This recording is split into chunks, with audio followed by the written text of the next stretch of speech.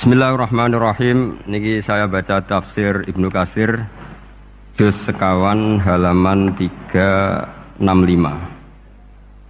Ya, terus tafsir Ibnu Katsir halaman 365 juz sekawan.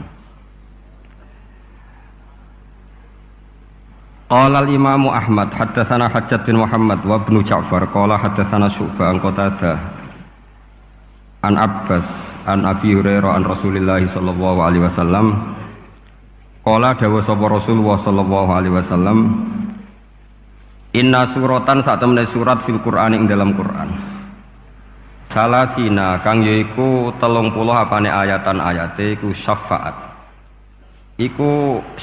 iku nyafaati apa surah fil Qur'an di sahibiha kedue wong kang duweni surah sing apal surah hatta ghufira sika den sepura sapa lahu kedue sahibus surah sapa lahu li sahibis surah ngene iku maksude Rasulullah tabarakalladzi biyadil mulku ngene iku ayat utawi surat tabarakalladzi biyadil mulku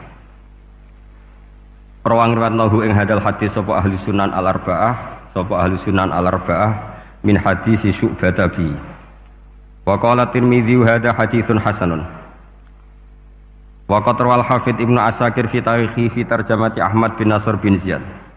Pun kula waca langsung mriki.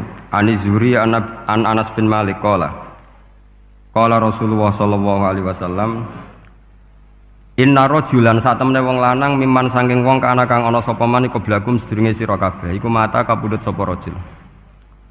Wale salan ora ana iku ma'hu setane rajul poseun perkara min kitabillah saking kitabillah illa tabaraka kecuali surat tabaraka. Falam mawudi'a mongko semangsane den salekna sapa rajul fi khufratihi dalam kuburane rajul ata mongko teka ing rajul sapa al malaku malaikat fasarat mongko maju yang frontal wong Arab nak darani tsaurah apa asuratu surah fi wajhi dalam wajah rajul atau fi wajhi ing dalam wajahe al malak fi wajhi ing dalam wajah al malak faqala mongko dawuh sapa malaikat al malak laha li surati tabarak niki ngangge muannas innaki min kitabillah innaki sak temene sira min kitabillah saking kitabe Allah wa ana uta ingsun akrahu iku ora seneng ingsun Musa ataki ing ngeleki kowe wa inilan sak temene ingsun la amliku ora miliki ingsun laki maring sira wala lahulan ora maring hadar rajul wala li nafsi darra wala nafa fa in aradti mongko lamun ngarepno sira hada ing iki bihi fantoliki mongko budhalono sira ila rabbi tabaraka wa taala fasfailah mongko nyafaati sira surat tabarak lahu li hadzal rajul fatantoliku mongko budalan sapa rajul ila rabbi maring Allah taala fatakulu mongko dawuh sapa surat tabarak ya rabbi inna fulanan sak temene fulan amida nejo sapa fulan ilayya maring ingsun mimbaini kitabika saking sekian tulisan-tulisan kitabe jenengan fata'allamani mongko belajar sapa fulan ni ing ingsun wa ta'ala lan maca sapa fulan ni ing ingsun afatuhrikuhu anta ana ta ngobong panjenengan hu ing fulan anta panjenengan binari kelawan neraka wa tu'adzibu lan nyiksa panjenengan hu ing fulan ta wa ana halu te ingsun fi jaufi ing dalem jerone fulan fa ing kunta mongko lamun ana sapa jenengan fa'ilan dat sing lampahi penyiksaan dzaka ing mengkono-kono at-ta'dzib bihi bi fulan famkhuni mongko kula aturi menghapus panjenengan ingsun min kitabika saking catetan kitabe panjenengan fayaqulu mongko dawuh sapa Allah ala araqi ghadabti atau ghadibti fataqulu wa haqqali an akhdiba wa haqqala nyotoli keding ingsun apa an akhdiba yen to muring-muring sapa ingsun fayaqulu mongko dawuh sapa Allah taala idhabi faqat wahabtuhu laka idhabi budala sira faqat wahabtu mongko temen-temen ngeke ingsun hu ing rajul laki maring sira wa syafa'tuki lan ngeki syafaat ingsun kon ki ing sira surat fihi fir rajul. Terus niki kula terangaken nggih. Tentu masyhur sekali nggih di antara yang difahami semua ulama bahwa Quran itu bisa mensyafaati nggih. Masyhur sekali bahwa Quran itu bisa apa? Mensyafaati. Bahkan syafaatnya Quran itu bedanya dengan syafaatnya Nabi adalah syafaatul Quran ini menghalau atau menghadang orang biar gak sampai kena azab. Tapi kalau syafaatnya selain Quran itu yang sudah kena azab diambil dari azab itu. Nah, Dalu niki kula kepengin matur teng jenengan sedanten karena niki lami sekali saya kaji bahwa malaikat, nggih malaikat sinten mawon itu juga kena konstitusi aturan fikih. Jadi kalau kita sebagai manusia wajib menghormati orang hafal Quran, nggak boleh nyadui wong hafal Quran, nggak boleh ngidoni wong hafal Quran, maka malaikat juga kena aturan yang sama. Karena dia, malaikat ini termasuk makhluk yang mukallaf, makhluk yang kena tatanan Allah Subhanahu wa taala. Sehingga Rasulullah sallallahu alaihi wasallam dawuh surat Tabarok disebut Al-Munjiyah, Al-Waqiyah. Surat yang bisa menyelamatkan yang hafal dari siksa kubur. Pokoknya singkat cerita, ada orang itu fasik, mungkin ya layak disiksa. Pas sampai disiksa malaikat, surat Tabarok muncul menjelma sebagai seseorang. Kalau kamu menyiksa orang ini berarti nyiksa saya. Terus kata malaikat, anti min kalamillah, ya rujuknya memang perempuan karena surah itu dari muannas karena ada taknya. Anti min kalamillah, kamu ini termasuk kalamu wa ana akrahu musa'ataki, tentu aku enggak berani menyiksa kamu. Ya terus berdebat kata malaikat, ini orang enggak benar, ini orang fasik, saya harus mukuli dia. Kata surat Tabarok, sak fasik-fasiknya aku itu ning atine. Kena nyiksa dekne nyiksa aku. Wahnya debat karena enggak ada mahkamah konstitusi. Terus walhasil terus malaikat bilang gini, ya sudah kita lapor kepada Allah Subhanahu wa taala.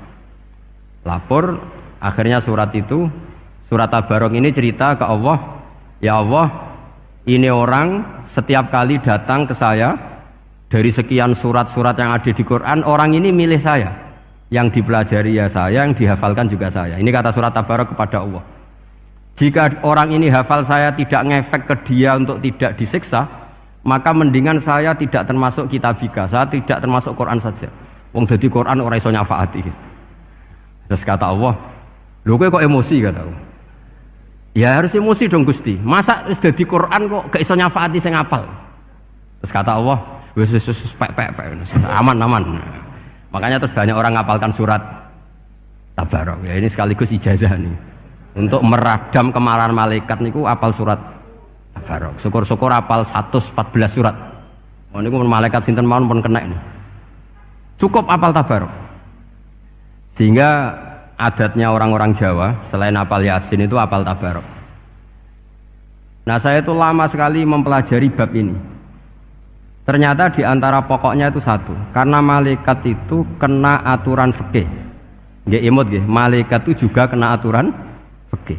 Jika orang hafal Quran itu haram disadui, kita haram menghinakan, maka malaikat juga kena aturan tidak boleh menghinakan orang yang hafal Quran. Dan alhamdulillah di banyak surahul hadis hafal Quran itu maknanya tidak harus hafal semuanya. Orang boleh hanya hafal Tabarok, boleh hanya hafal Waqiah. Itu kalau kamu hafal betul, surat ini juga bisa berdiri sendiri mensyafaati Anda. Kayak ini surat Tabarok, beliau matur kepada Allah Subhanahu wa taala.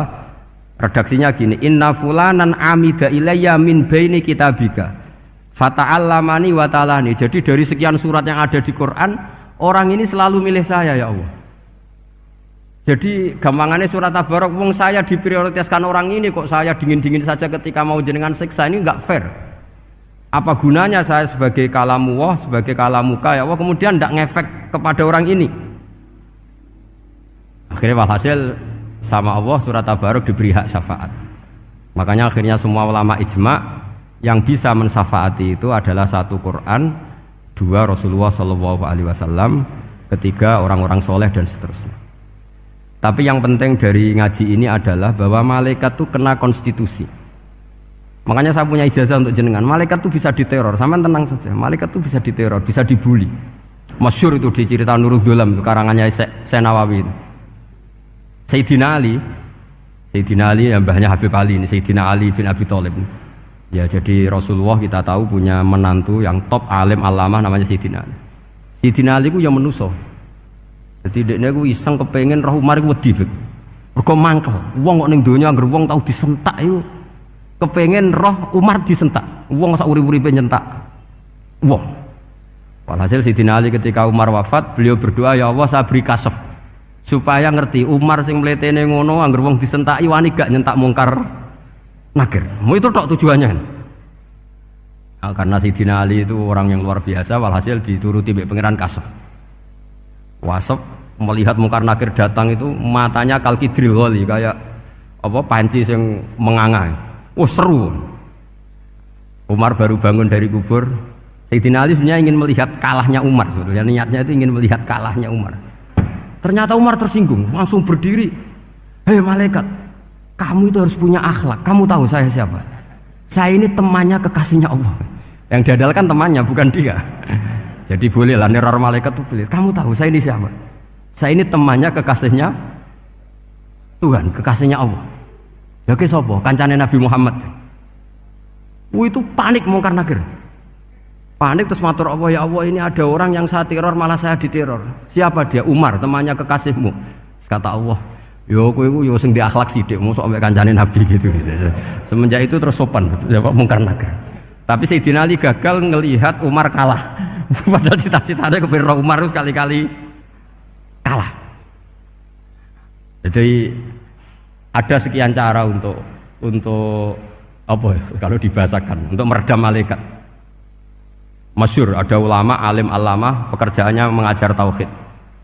Ngajar tauhid lah, mungkin tauhid primbon sampai tauhid apa.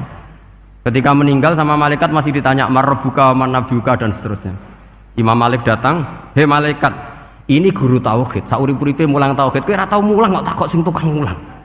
Sing sopan." Ya sudah enggak usah tanya. Jadi cerita seperti ini mungkin orang lain boleh nggak percaya, tapi itu mudawwan, dibukukan di beberapa kitab, dan saya percaya itu karena secara umum kaidahnya adalah ala inna auliya Allahi la khaufun alaihim wa lahum yahzan. Tetap lahumul busyra fil hayatid dunya fil akhirah. Artinya kalau wali itu ngalami ketakutan ketemu mungkar nakir, berarti dia tidak punya busyra fil akhirah. Padahal para wali ini dijamin punya busyra, mendapatkan gembira di dunia, juga mendapatkan gembira di akhirat. Artinya kalau para wali ngalami ditanya mungkar nakir terus takut, apa mana mbok bayangno kepuyah-puyah, wah itu lahumul busra. Jadi ini, makanya zaman nanti kalau ditanya mungkar nakir, marbuka, saya guru tauhid. Ngajar di Qudsiyah kelas 6. Nah, harus jelas. Saya kalau ditanya juga gitu, saya guru Minhajul Abidin, ngajar di Habib Ali. Minhajul Thalibin, harus jelas. Kalau Pak Najib lebih gampang, ketua menoro. Lebih gampang lagi. Enggak apa-apa. Kalau karena malaikat itu ternyata mukallaf. Mukallaf itu kena aturan hukum. Enggak boleh dia selonang-selonong. Kena aturan hukum. Makanya fa inna Allah ta'ala la yu'adzibu qalban wa al-Qur'an. Allah tidak akan menyiksa hati yang ada di Quran. Kalau orang hafal Quran sampai mati, artinya dia membawa Quran. Dan artinya apa? Malaikat kena aturan tidak boleh melecehkan orang yang membawa Al-Quran. Sehingga surat Tabarak gak terima, ini orang ini hafal saya, kalau kamu mukulin dia kena saya. Tapi ini orang fasik, tapi saya di situ, kalau mukuli dia kena saya. Akhirnya kompromi terus konsultasi bi Allah. Akhirnya dibenarkan surat Tabarak. Ya, terus ini sudah clear ya, lolos ya, mungkar nakir lolos, baru kayak surat Nabi Tabarak. Mungkin-mungkin buatan dites malih, nak dites malih ndredeg keliru ribet. Tapi saya percaya itu ya. Saya tidak bisa membayangkan ya, ketika Quran disifati Rasulullah SAW bahwa Quran itu syafa', memberi syafaat, kemudian itu tidak ngefek. Saya itu keberatan sekali.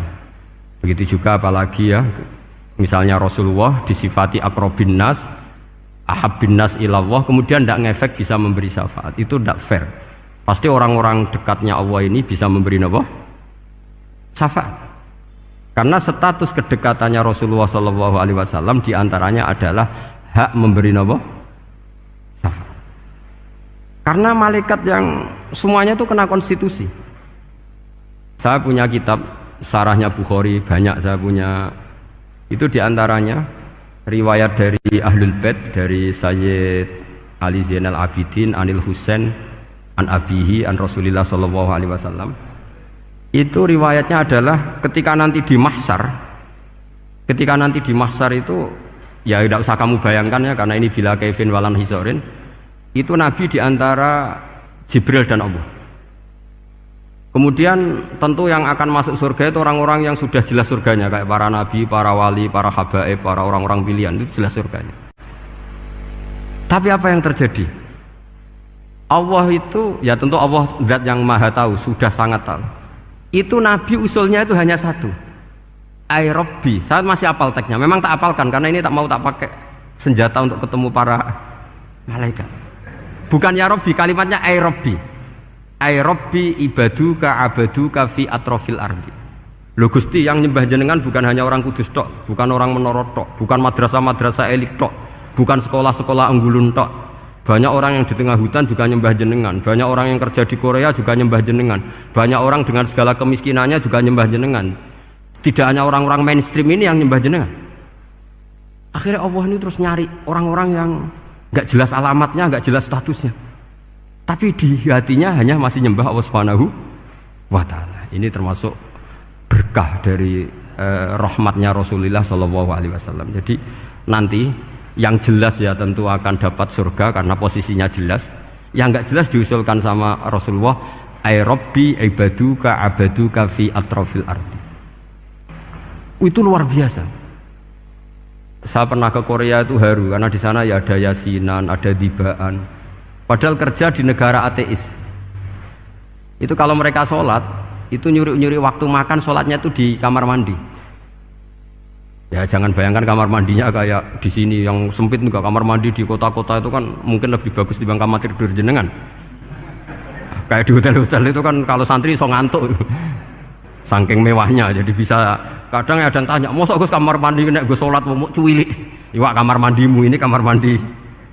Ya sering dia tanya saya, itu sholatnya sah apa enggak? Sah, semuanya gitu, tak jawab sah terus. Dan itu yang nanti diusulkan Rasulullah Shallallahu Alaihi Wasallam, ay Rabbi ibaduka abaduka fi atrofil ardi. Di luar orang-orang yang mainstream itu ya Allah, banyak orang yang menyembah jenengan. Saya tuh pernah nangis ketika di Bandara Jakarta ketemu orang wireng, serai melarat, jelas melarat, wireng. Ini aku ketemu saya cium tangan. Gus saya ini itu habis dari Selandia Baru, kerjanya dia itu ikut mancing gitu, mancing ikan tuna di Selandia. Kalau saya di tengah laut itu sampai 2 bulan. Hiburan saya itu hanya ngaji jenengan lewat YouTube. Coba orang di tengah laut ngaji. Wah, itu seneng pojok bumi. Jadi ini umat Rasulullah Shallallahu Alaihi Wasallam. Makanya kalau suwon jenengan yakin saja terhadap syafaatnya Quran. Karena semua malaikat itu kena aturan.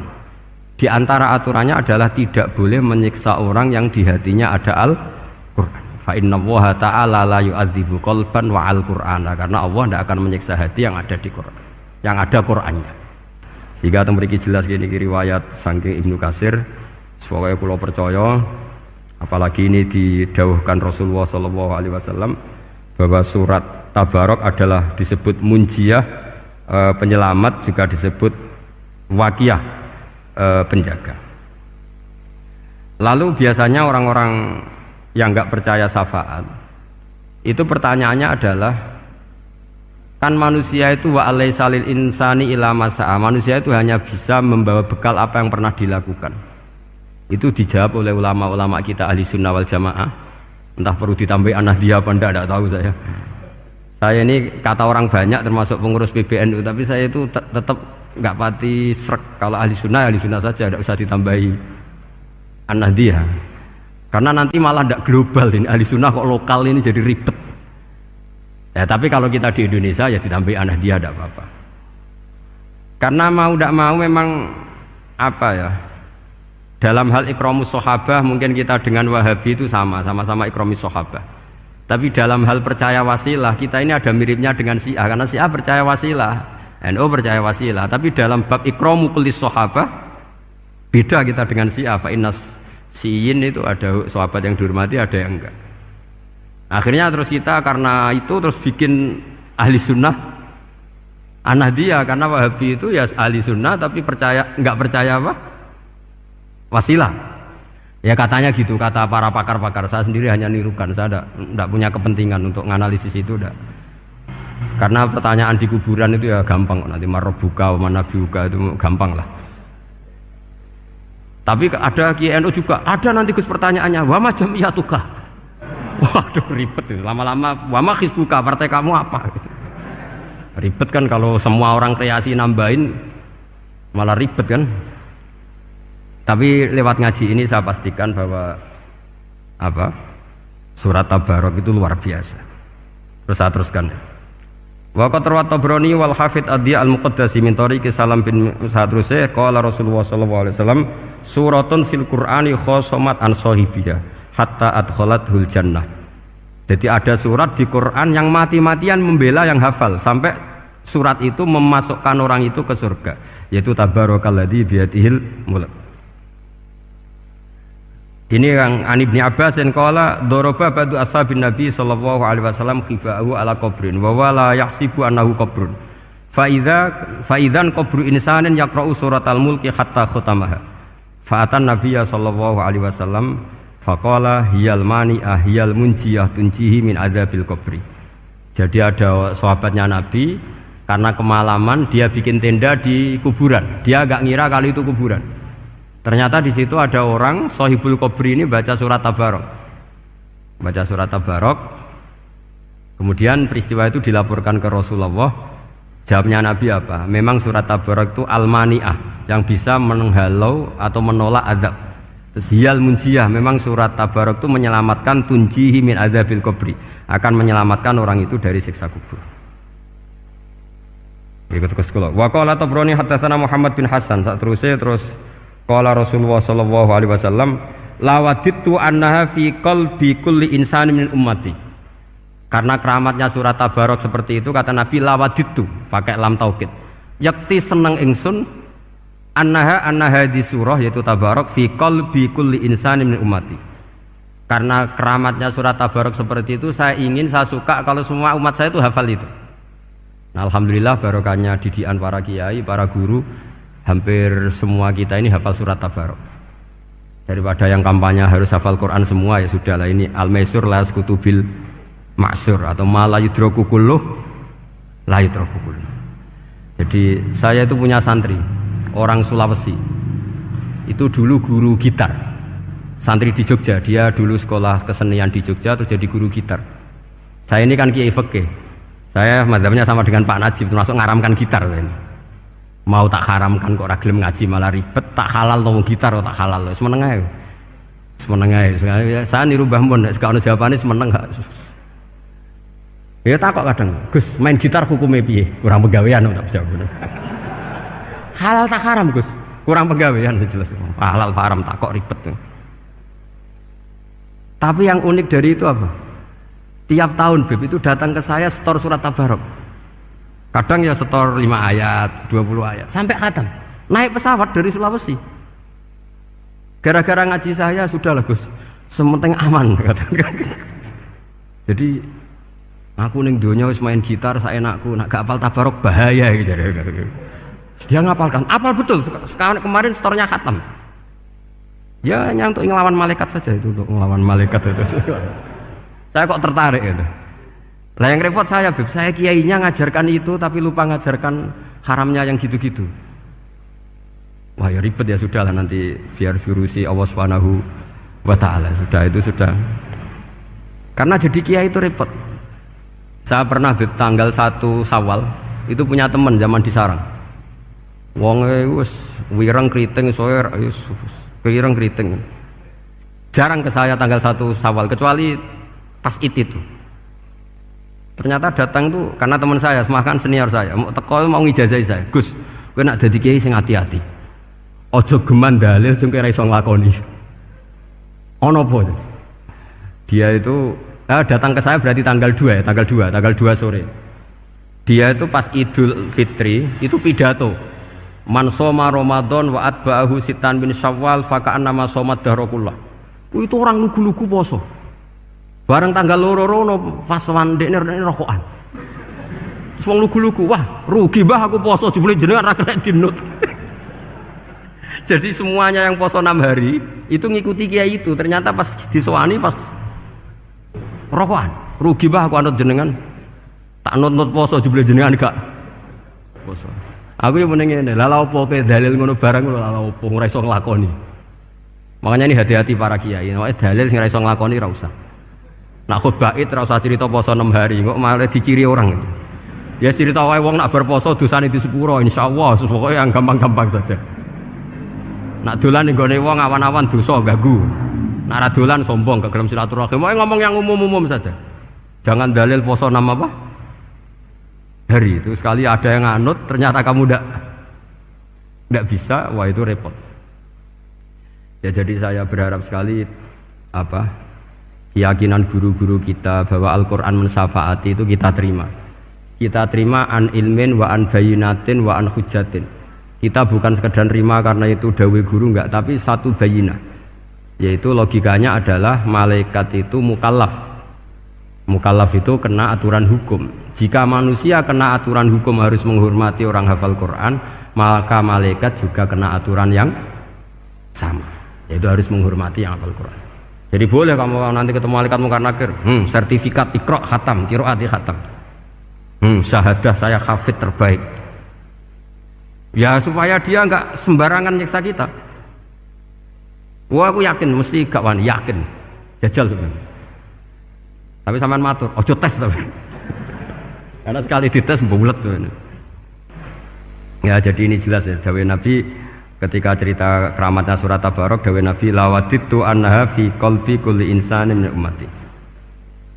Wa qad rawa hadzal hadits Abd bin Humaid fi musnadihi bi absato min hadza. Faqala ada yang cerita lebih detail di riwayat itu fa innaha al munjiyah wal mujadilah tujadilu auto khasimu yaumal qiyamah inda rabbiha liqairiha.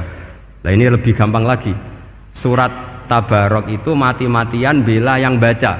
Semoga riwayat ini yang benar, bukan li hafidhiha tapi li qari'iha. Sampeyan milih riwayat yang hafal apa yang baca?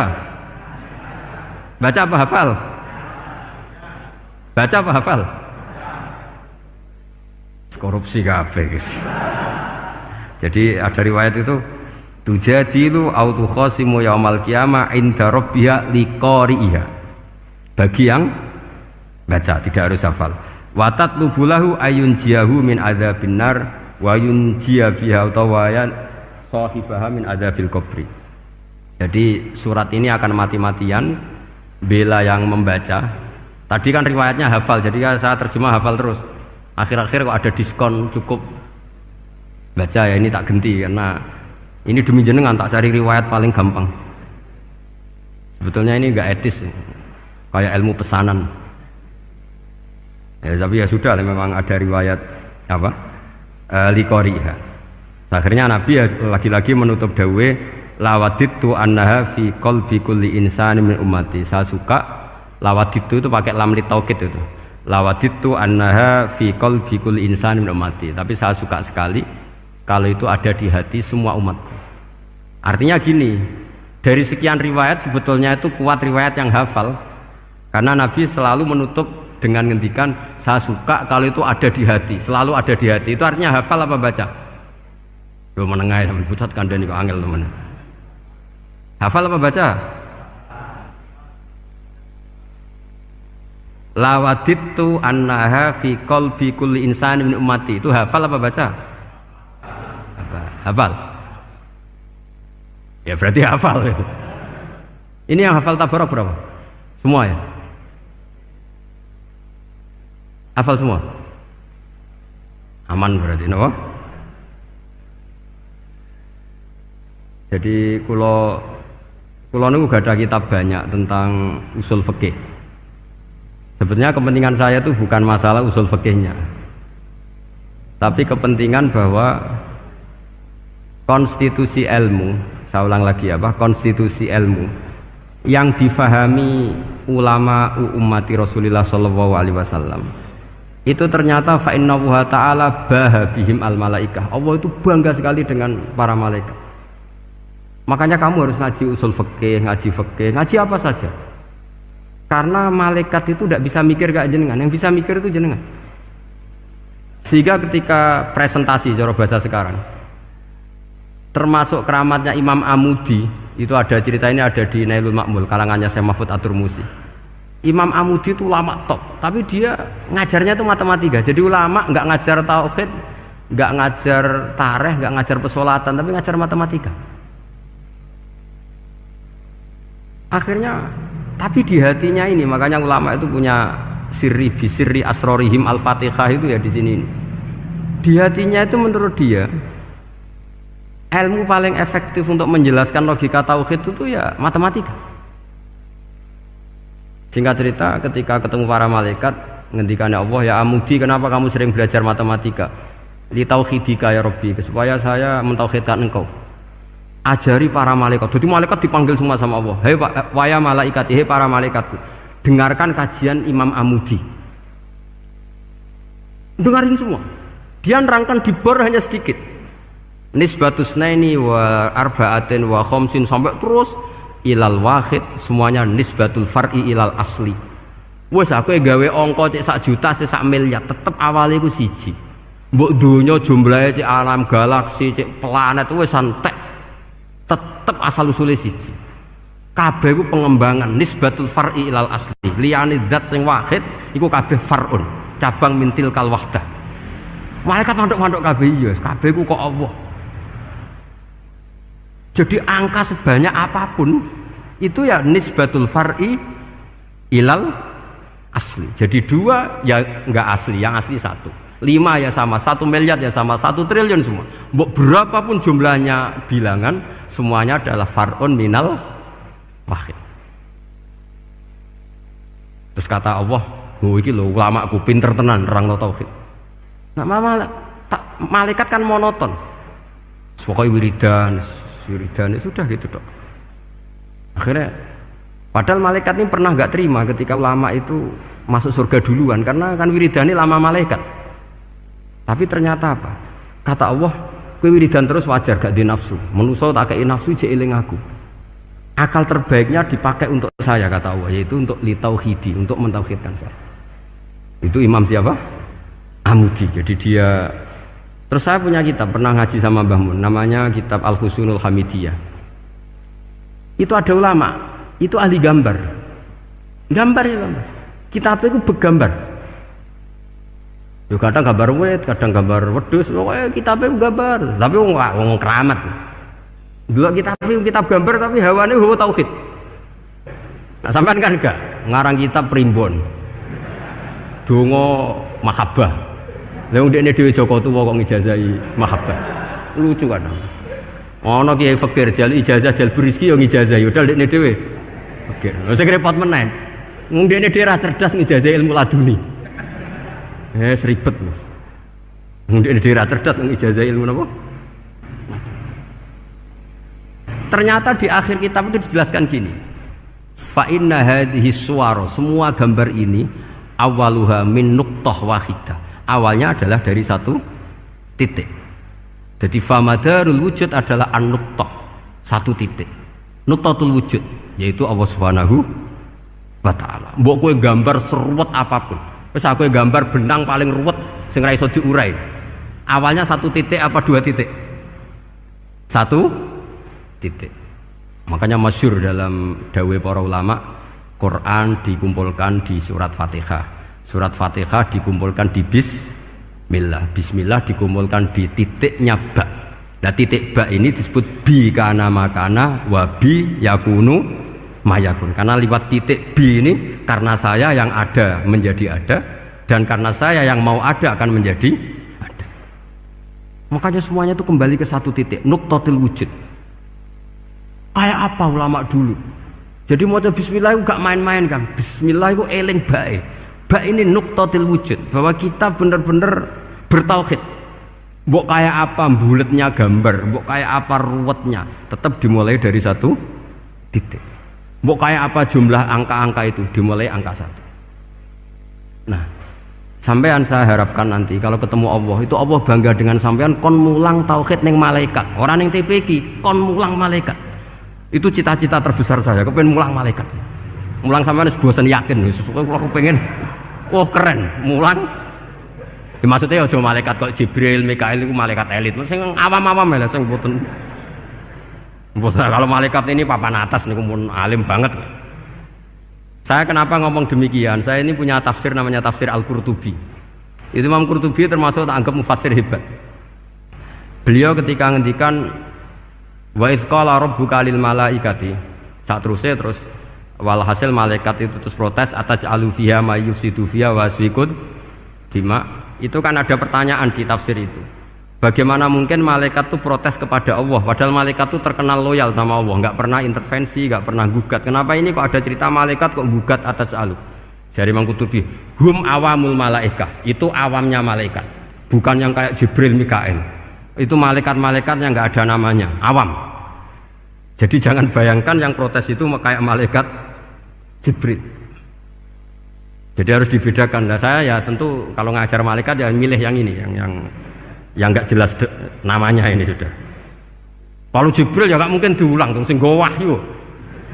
Apa alam Quran sepiro? Aku sing nggawa Quran ribet kan malah. Lah nek Israil mbok ulang tersinggung dipletet lah tuntas malah ribet. Mikael mbok ulang tersinggung kira di donasi bagian duit dan bagian rezeki.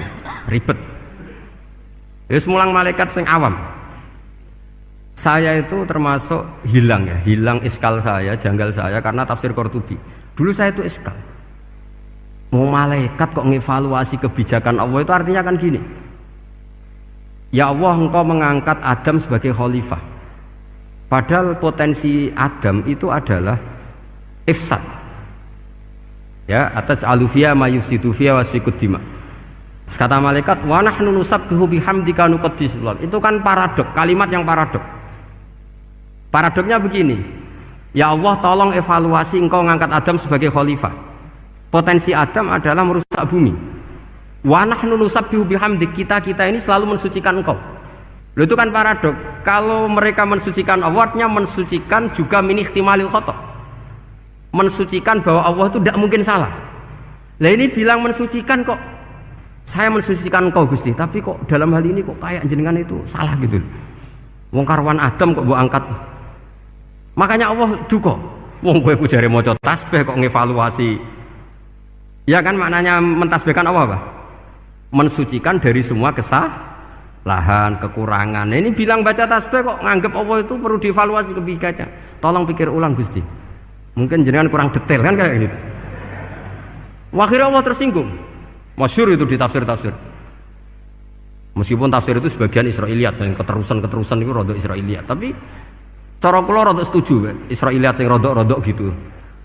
Itu kan masyhur itu. Akhirnya, lah apa alasannya Adam kok salah? Bani Adam tentu akhirnya Adam ini kemudian terganti ke Bani Adam. Dan itu jadi perdebatan ahli tafsir. Apakah dhamir itu harus kembali ke asal? Apa boleh ke pengembangannya? Misalnya Adam itu kan di situ disebut ataj'alu fiha may yufsidu fiha wa yasfikud dima. Padahal Adam yang nabi ini enggak pernah yusfikud dima. Enggak pernah yufsid fil ardi, juga enggak pernah wa yasfikud dima. Ya, saya ulang lagi, Adam yang nabi itu kan enggak pernah ngalami ataj'alu fiha may yufsidu fiha wa yasfikud dima. Berarti Adam ini nanti yang nakal, yang sampai senang pertumpahan darah itu Adamnya apa anaknya? Anaknya kan? Itu jadi perdebatan ahli tafsir. Walhasil singkat cerita, malaikat ini tidak salah. Nyatanya kita tahu kan perang di Irak, di Syria, perang zaman Belanda, Bani Adam itu senang safkud dima. Tapi ternyata malaikat ini ditegur sama Allah. Yusbiya manusia itu salah itu di nafsu. Kue bener mergo ora takei nafsu. Masyhur terus dicerita Israiliyat itu ada malaikat, nggih jajal Gusti. Jajal tenan dikei nafsu, medun ketemu wong adus langsung merkosa. Gawe anan sih, ora kenalan sih. Terus dari Allah, wah lumayan menusa ana mukadimah iku awur-awuran ae. Walhasil terus malaikatnya api terbang nggak bisa. Ini kata cerita Israiliyat, kamu harus menentang cerita ini. Tapi saya setuju. Singkat cerita, pertanyaannya adalah, mungkinkah malaikat melakukan kesalahan? Padahal termasuk salah adalah protes kepada Allah Subhanahu. Padahal itu dijawab oleh Imam Qurtubi, hum awamul malaikah, itu awamul malaikat. Jadi kita harus membedakan malaikat yang papan atas, yang ashos. Kalau dalam tafsir modern disebut malaikat sing ashos, kayak Jibril, Mikail. Ada malaikat awam. Nah yang awam ini ya biasa, yang bilang qalu ataj'alu fiha may yufsidu fiha wa yasfikud dima wa nahnu nusabbihu bihamdika nuqaddisu lak. Itu kan paradok. Paradoknya ya Allah, engkau mengangkat Adam jadi khalifah itu kayaknya salah. Harusnya kan ngangkat kita, karena kita ini yang selalu mensucikan engkau. Loh, mensucikan Allah, kok nganggep Allah mungkin salah dalam bikin keputusan. Makanya hati-hati kalau baca tasbih. Kalau baca tasbih, kalau Allah Maha Suci, ya sudah suci dari segala kesalahan, kekurangan. Jika wiridannya Rasulullah yang diajarkan kita, subhanallah bihamdi adada khalqi wa ridha nafsi wa zinata arsy midada kalimati.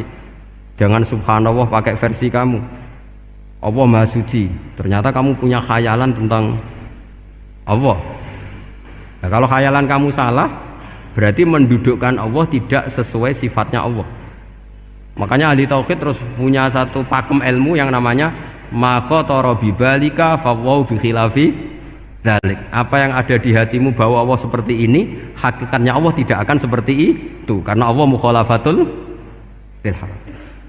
Karena ini masalah-masalah sensitif. Dan itu yang salah, saya ulang lagi, awamul malaikah. Kata Imam Qurtubi siapa? Awamul malaikah. Ya saya teruskan. Jadi kalau suwon seperti keinginannya Rasulullah sallallahu alaihi wasallam. Terus niki terakhir, anna Rasulullah sallallahu alaihi wasallam kana la yanamu hatta yaqra alif lam mim tanzil wa tabarakalladzi biyadil mulku wa qala las antawuf yufaddilani kulla suratin fil Qur'an bisab'ina hasanatan. Jadi di antara kelebihannya surat Tabarok adalah mengungguli umumnya surat dengan kelas 70 kali derajat. Jadi keunggulannya surat Tabarok itu bisab'ina darajah di bawah surat-surat yang lain. Sudah, ini surat Tabarok agak panjang. Tapi alhamdulillah dari semua itu surat Tabarok itu kalah mbek Qul huwallahu ahad. Jadi ini nikmat terbesar kita, karena nggak perlu tabarok. Saiki porsi ini diturunkan jadi apa? Kulhu. Makanya banyak tarawih main apa? Kulhu. Itu bukan cari cepet, itu dalile musalsal ila Rasulillah sallallahu alaihi wasallam. Jadi ada sahabat itu kalau ngimami main kulhu. Di Indonesia masih mendingan kulhunya rakaat kedua ya. Itu enggak, sahabat ini rakaat pertama ya kulhu, kedua ya kulhu. Masih mendingan di Indonesia dipakai selingan rakaat kedua. Singkat cerita, sahabat yang makmum ini lama-lama mangkel, matur, ya Rasulullah, ini orang yang kau pasrai jadi imam itu sering main kulhu. Akhirnya Nabi memanggil, ya fulan, kenapa kamu suka baca kulhu? Li'annaha sifatur rahman, karena dalam surat kulhu itu semuanya menerangkan sifatnya Allah Ta'ala. Maka saya suka itu. Nabi saat itu juga dapat wahyu, ya Muhammad, kasih tahu orang itu, ini uhibbu, saya suka dia karena dia suka kulhu. Wah, itu aja hafalkan itu. Jadi itu riwayat yang lebih menggembirakan itu. Jadi tidak usah tabarok, cukup apa? Kulhu. Dan itu lebih mutawatir. Makanya dalam legenda dunia kiai itu kan ini ada cucunya Sayyidina Ali. Tuh, siapa yang bisa khatam Quran sekian menit, yang menang Sayyidina Ali ya, karena baca kulhu sampai 3 kali, yang dianggap takdilul Quran, sudah sama dengan baca Quran. Jadi ini ijazah terakhir, ini jadi porsinya tambah turun. Saya itu suka, saya itu punya banyak penggemar lah di Jogja, di Jakarta. Memang agama ini harus mudah. Saya itu kalau baca kulhu itu sampai nangis. Nangis saya bukan karena faham atau haru, itu enggak. Sebaik itu Allah, masa gara-gara hafal kulhu, main kulhu dicintainya? Ya karena memang Allah itu benar-benar zat yang baik. Makanya saya punya teman itu kurang ajarnya, masya Allah. Kalau tes ditanya rukun Islam berapa, nawakidul wudhu berapa, muftitatus sholat berapa, semuanya dijawab la ilaha illallah. Terakhir ditulis kafir pak, sama anak nyalano iki. Nyalano la ilaha illallah kafir apa enggak? Gurunya bingung kan akhir. Di ek iku la ilaha illallah kok di ek. Akhirnya bocah diceluk, "Cung maksudem piye? Mun sampean wani ngeek Pak, kafir Pak." Akhirnya sugahno ribet-ribet. Pertanyaan apa saja. Ma mubtilatus sholat la ilaha illallah. Nah gitu wudu ya. Tapi jangan tiru lho. Lah gurune kok ngeek gak wani, kafir. Siapa yang berani ngeek la ilaha illallah? Ya ana meneh sing buweling. Saking belinge disurati wong tuane. Kalau nu mondok sarang era kuno, jadi ijek lugu wong. Surati wong tuane, kowe gak susah, wong tuamu disurati. Tenang ya Gus, bapakku buta huruf. Jadi wis disurati, gak ngefek wong bapaknya buta huruf. Nah, di Islam, saya ulang lagi di Islam. Dengan tanda kutip kesalahan-kesalahan kecil gini ku zaman Nabi, sahabatnya Nabi, iku kabeh ku dadi berkah. Makanya nggak ada ilmu sebarokah kayak zaman Nabi. Wong goblok wae jadi berkah.